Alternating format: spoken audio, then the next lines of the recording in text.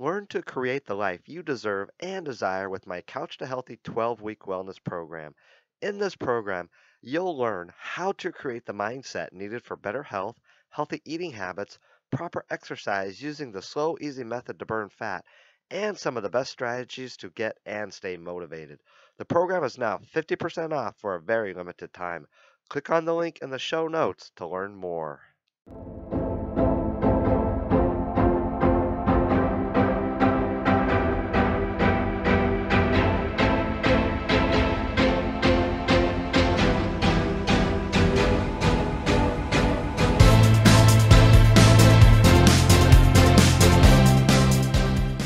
Have you struggled with weight loss and keeping weight off permanently?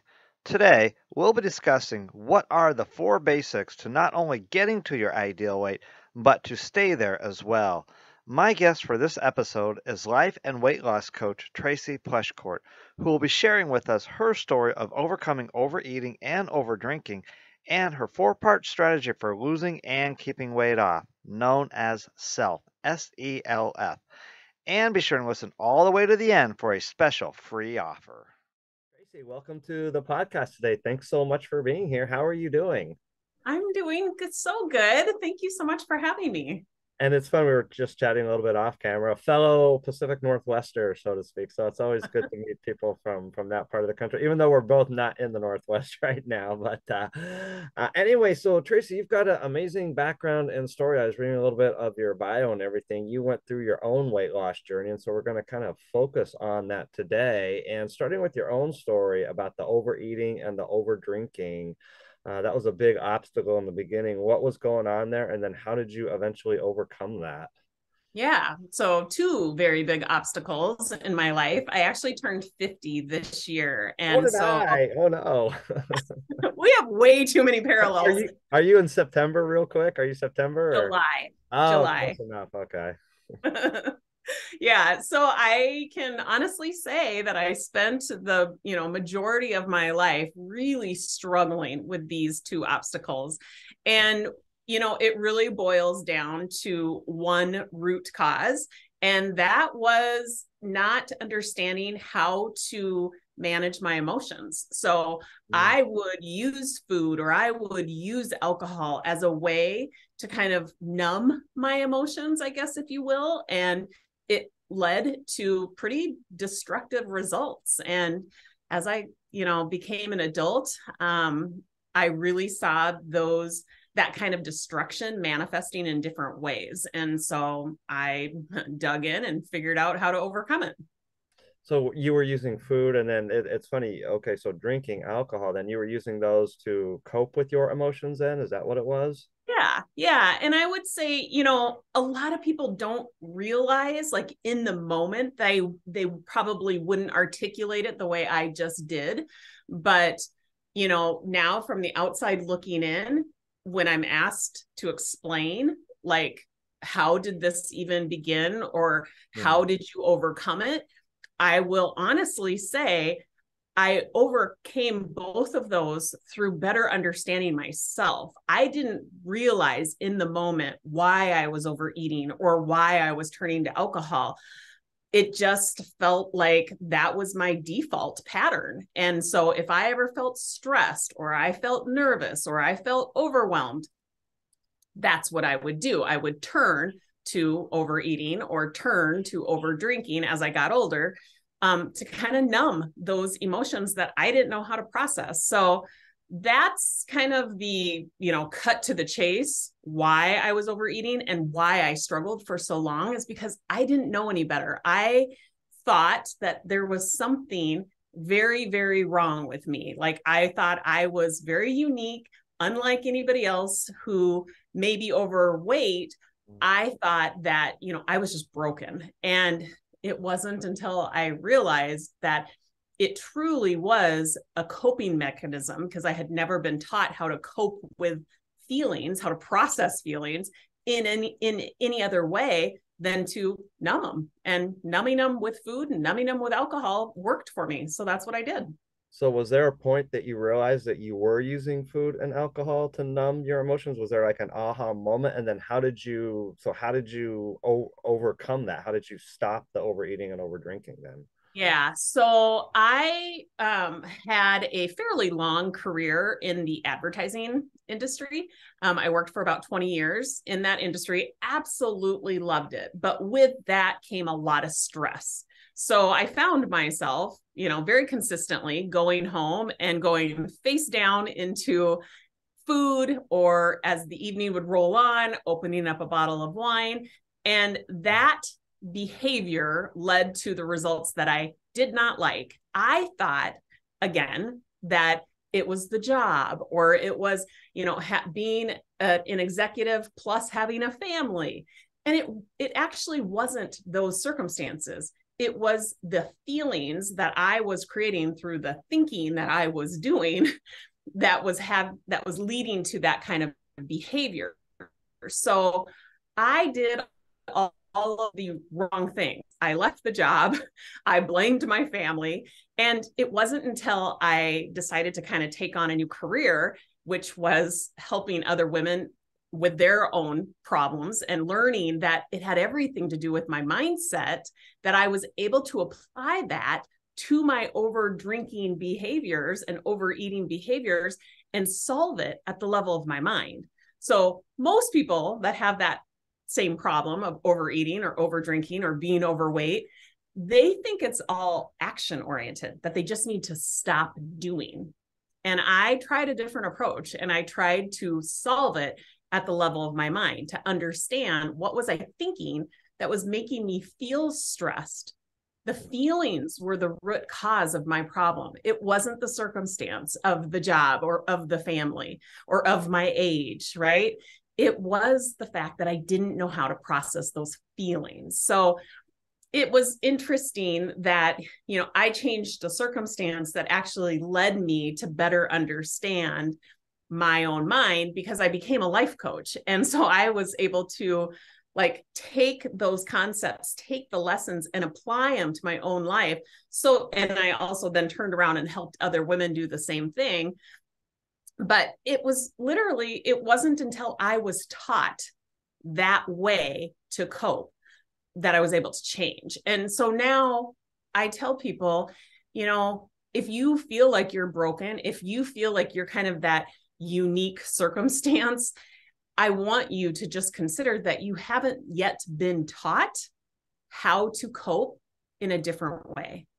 And so that's literally what I have dedicated my life to. I now teach how to solve problems and achieve goals at the level of your mind. And it's totally different than what most people teach, because they start with like a checklist of actions that you should be doing or not Yeah. doing.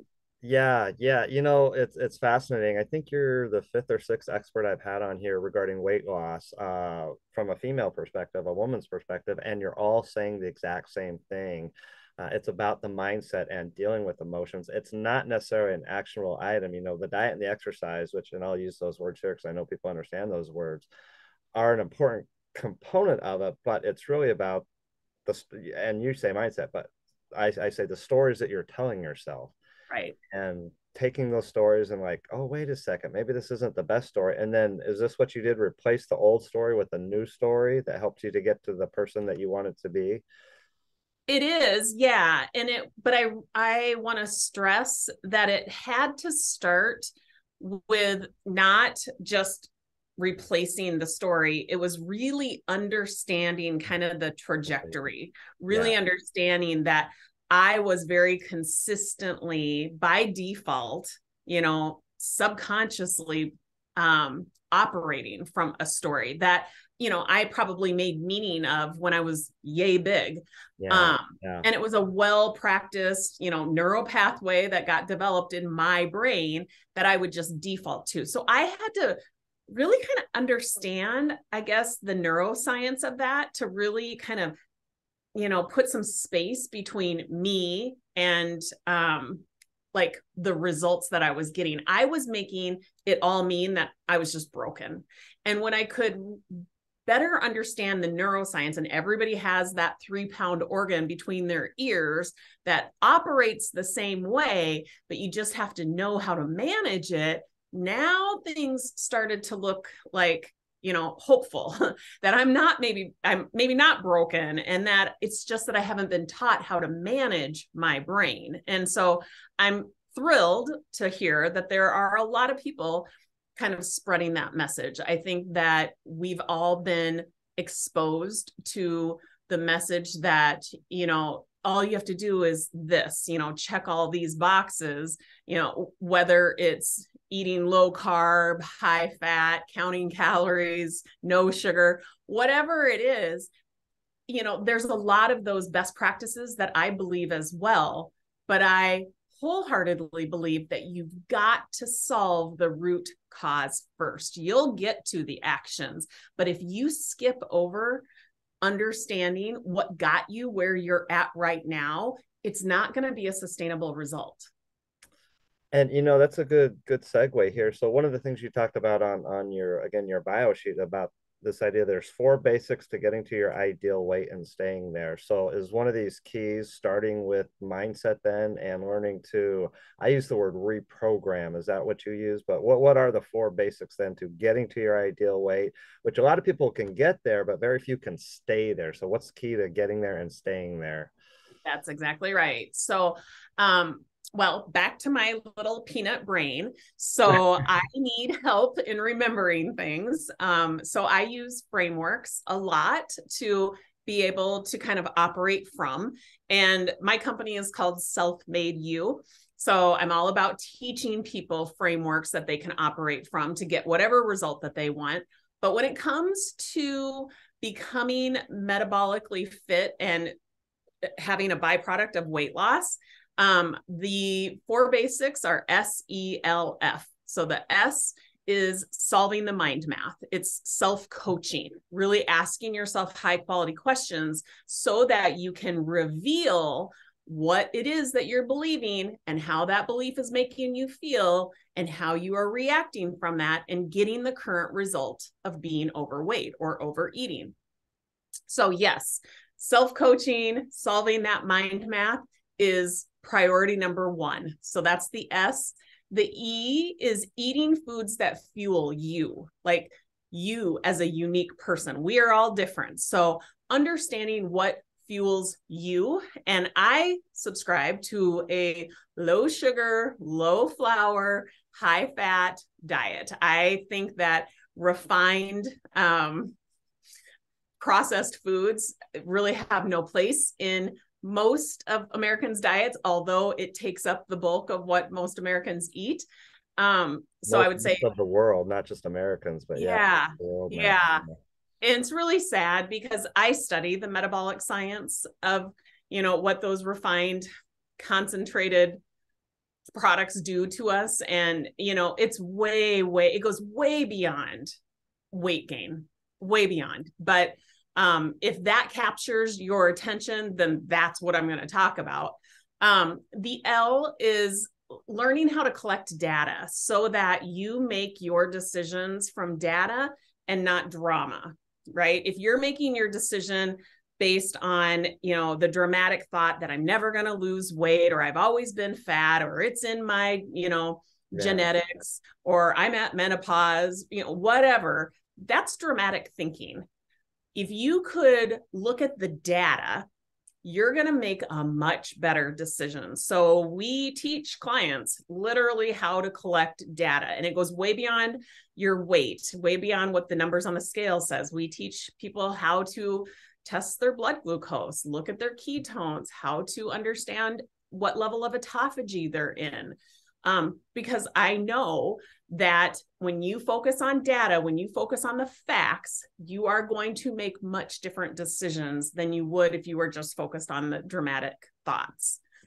So learning to collect data is the L. And then the F is fasting, intermittent fasting. And that is just extending the time in between your meals so that you give your insulin time to come down.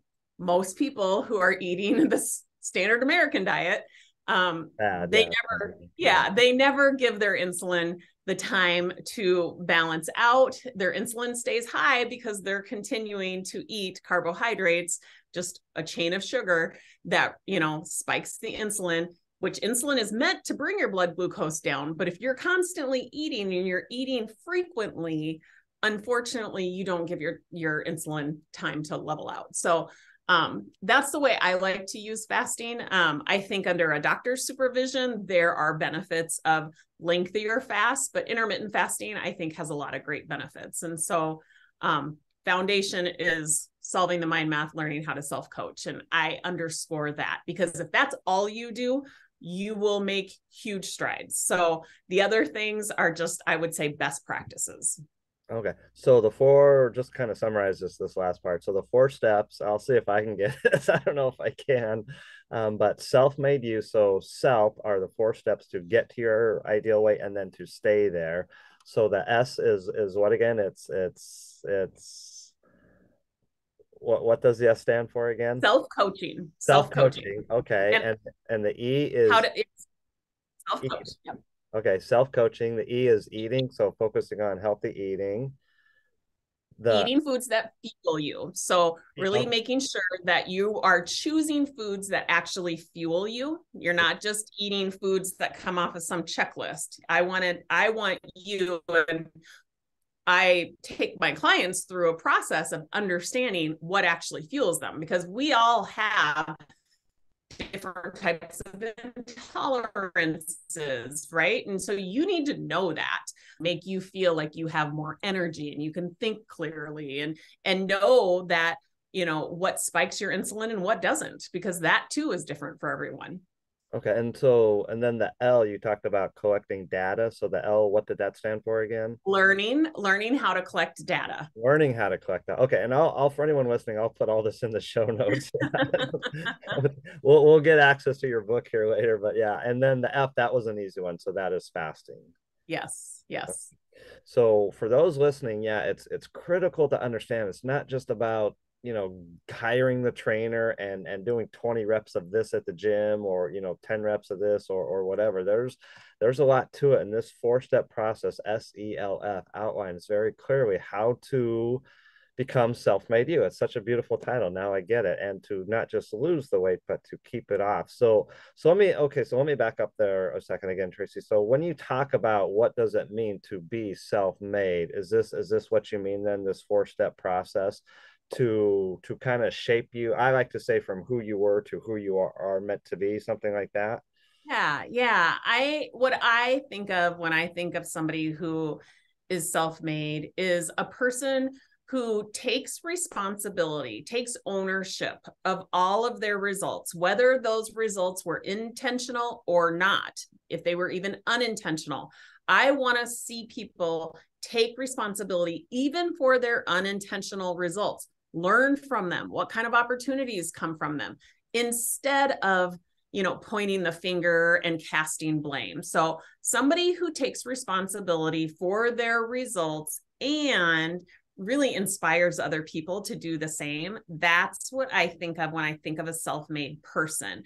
So how do you take responsibility for your results? You got to understand what kind of results you're creating for yourself. And so you heard me a minute ago mention the mind math, and you can go to my website, and I know you'll link it in the show notes, but we have this mind math formula on our website, and it basically walks you through understanding what kind of results you're getting for yourself. So based on the thoughts that you're thinking, you'll feel something which will have you reacting, creating your results. And so when you put it in a formula like that, you can't argue that you have created your results. Only you, right? Circumstances don't create your results, because you have a thought about a circumstance that makes you feel something that has you reacting, and the compounded effect of all of your reactions is what creates your results. So when you see that in black and white, you can't argue that you're not responsible. And so when you take that responsibility, you say, you know what, I don't like this result. then we teach people how to reverse architect and be intentional to create results that they do want. So you take responsibility for the results that you unintentionally created, and you're going to take responsibility for the intentional results that you want, and you're going to model that behavior to everybody in your circle, in your sphere of influence. That's what I think of when I think of somebody who's self-made. And I can see how that formula, I mean, I was thinking about it first from a coach's perspective. I'm like, yeah, I totally get that. But I switched and thought about it from a client perspective, and I get how that would hold my feet to the fire, hold myself accountable. But let me ask you, I run into this a lot. Do you run into this where clients, even with that, lose motivation, they kind of fall off the wagon? Have you had that happen? How do you help hold clients' feet to the fire with all of that if they lose interest in that, or lose motivation? Because I know that's a big part of it. And we're in the new year now, New Year's resolutions, all that. Oh, they last for 3 weeks or something like that. So what's your experience been with motivation and keeping Yeah. people, I guess? Yeah. Let's say that somebody has just kind of fallen off the wagon, if you will. And I want to know, like, how are they feeling? Like, they're already feeling defeated, or they fell behind. Okay. So they're feeling defeated because they're believing that they have fallen behind. That's how simple this is. It's like, it just very clearly exposes what your thought is and how that thought is making you feel, and then has you throwing in the towel. So again, it's showing them how your thoughts unfold and how it creates your results. So if you've quit, I'm going to show you exactly why you quit, because now you got something to work with. It is, I like to call it your primitive and your prodigy brain. So everybody has the mind, their brain in between their ears. And there's the primitive part that's trying to keep you safe. But we're not in a lot of danger these days. And so if you don't manage those thoughts, they're going to sabotage you. And so just knowing that a lot of the primitive brain thoughts are fear-based. So you should, or you have to, or you should have done this, is going to make you feel defeated. You're thinking you fell off the wagon, or you've fallen too far behind. It's all fear-based thoughts coming from your primitive brain. And when you know that, now you can start to kind of distance yourself from that primitive brain thinking and intentionally tap into the other side of your brain, which I like to call your prodigy brain. It's the more extraordinary part of your brain. You studied this a lot, I can tell. Yes. And it's the part that allows you to be intentional. So again, now you're intentionally thinking and feeling so that you can get the result that you want. So yeah, right now is the perfect time. There's all sorts of people saying, yeah, we're what, 2 weeks into the new year and I've already fallen off the wagon, right? Yeah. I want them to see why that has happened, not just jump onto another checklist of doing. I want them to really understand themselves so that when they go to create a new result, it's a sustainable result, that it's happening with intention. So let me back up again real quick. I have a couple of questions out of curiosity. Just your story real quick. How much weight did you lose overall, if you don't mind my asking? And then how long have you been able to keep it off? And through your journey, you discovered obviously this whole process through your research and everything. And so I guess a follow-up question is this is kind of a new paradigm for people who are used to just hiring the trainer and keto or paleo or whatever that. Do you run into any type of pushback or resistance or anything like that? Or yeah, I do, because I also think that it's a shift from what we've always kind of been taught. Yeah, this is what works. This goes against the standard norm that you see in the magazines or whatever. Right. And I mean, I can give you a lot of statistics. I think everybody would agree, why mainstream media exposes us to the quick fixes, because there's a lot of money in that. Yeah. And, often they don't want you to understand that the solution the sustainable solution actually lies within you already. It's actually already between your ears. It's just you have not been managing it. Nobody taught you how to manage it. So how much weight did I lose? Between 40 and 50 pounds. And I have kept it off for about 3.5 years now. I got you beat by two. What's that? I said have you beat by two, but I'm just kidding.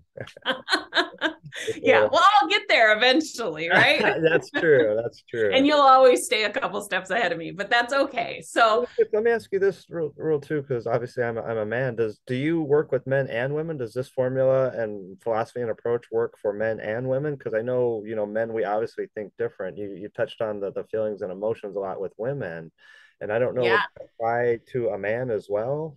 Yeah, I would say the mental science that we teach is very apropos to both men and women. What shifts a little bit is the metabolic science that we teach. That definitely differs between men and women. And, fasting, for example, men really get the biggest advantage in fasting from like a 24-hour fast, where women get more of an advantage at like that 36-hour mark.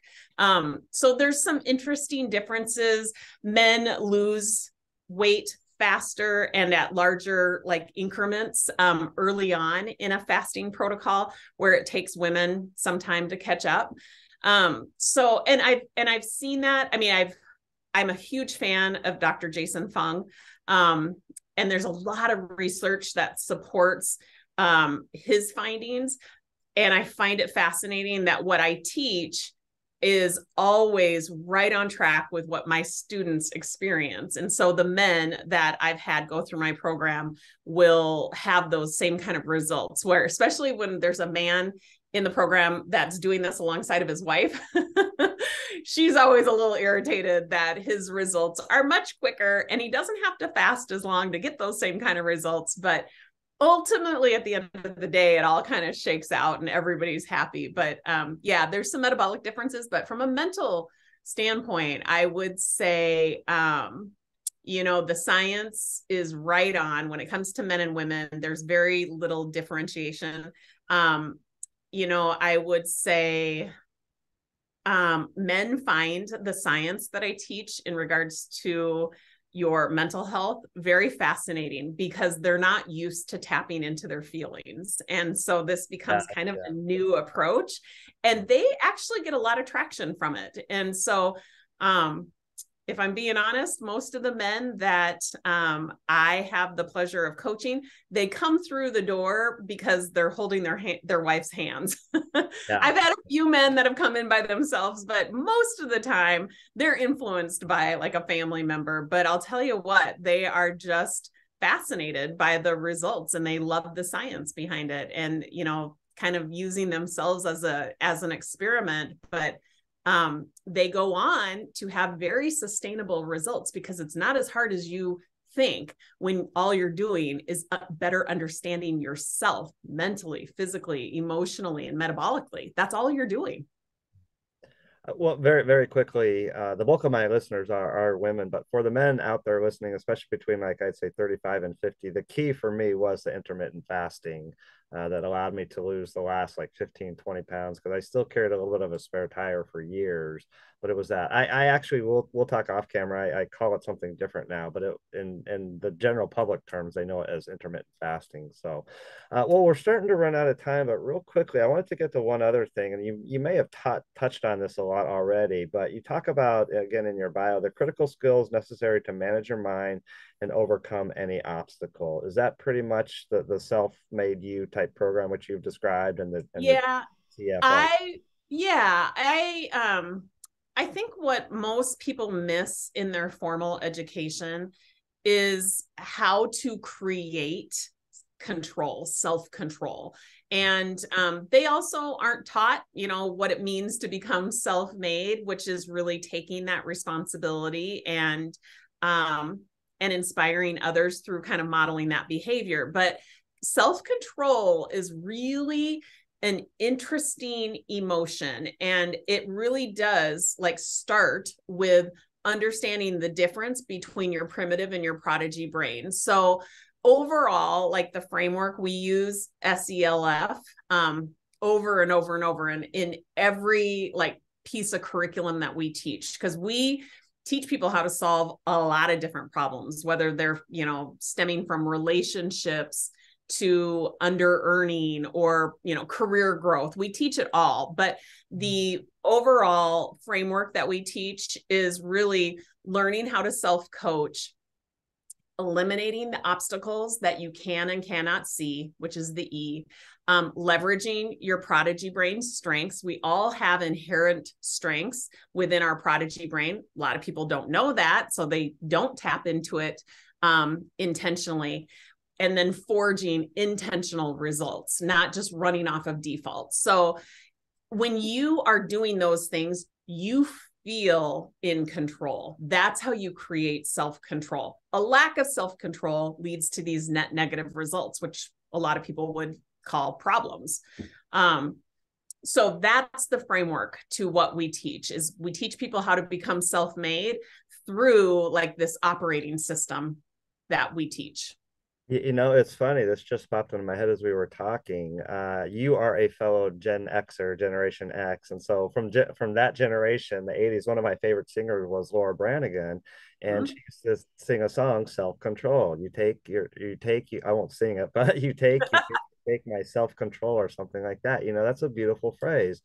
We are never taught self-control, but it's all about self-control. That would be literally for me personally, the take-home message today. It's about self-control. So Tracy, this has been wonderful. How can folks learn more about you? How can they contact you? How can they reach you? What can they do? Yeah, just the easiest way is just to go to our website, selfmadeu.com. So SELF-MADE,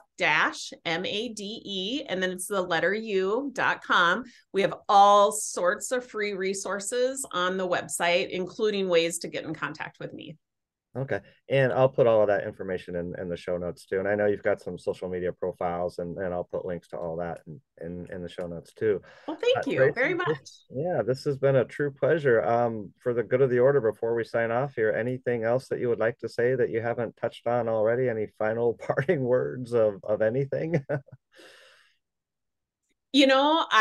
My heart goes out to all of the people that are struggling with weight loss, because I've been there. And I think if I wanted to, leave you with a message, it would be to just consider, what if this isn't your fault? What if you aren't broken? What if it is simply a lesson that you just have not yet learned? I would just take that under consideration and just notice how that thought makes you feel. It really can be liberating when you kind of free yourself from those like chains of, being broken or, it just being who you are. That's not true. It's just a lesson that you haven't yet learned. I'll just emphasize again for anyone listening, Tracy just said it. What if you are not? Okay, what if you are not broken? What if you are strong? What if you are empowered? Okay. Yeah. Wow. I have goosebumps. Tracy, thank you very much for being here. Definitely appreciate it. And for the listener, I definitely appreciate you being here. And if you've listened all the way here to the end, I always like to say thank you and give you a free special offer. And the way I do that is you DM me the word of the day. And so the word of the day for this show is self-made you. So DM me or email me info@trainingwithcoachbrad.com, self-made you, and I will send you my free Walking for Health program, which actually has a lot of what Tracy said in it, but from kind of a different perspective. Same message, different language, a little bit. But anyway, Walking for Health. It's my 24-day Walking for Health wellness program. It's yours completely free for listening to the show to the end. Just DM me, self-made you. And I always like to say thank you for being here. And until next time, be well, be safe, be happy, eat ice cream, and make sure you hit that subscribe button and share this episode as far and wide as possible. I want to get that in there real quick too. But thanks, everyone. Be well, be safe, be happy, eat ice cream. We'll take care. We'll see you next time.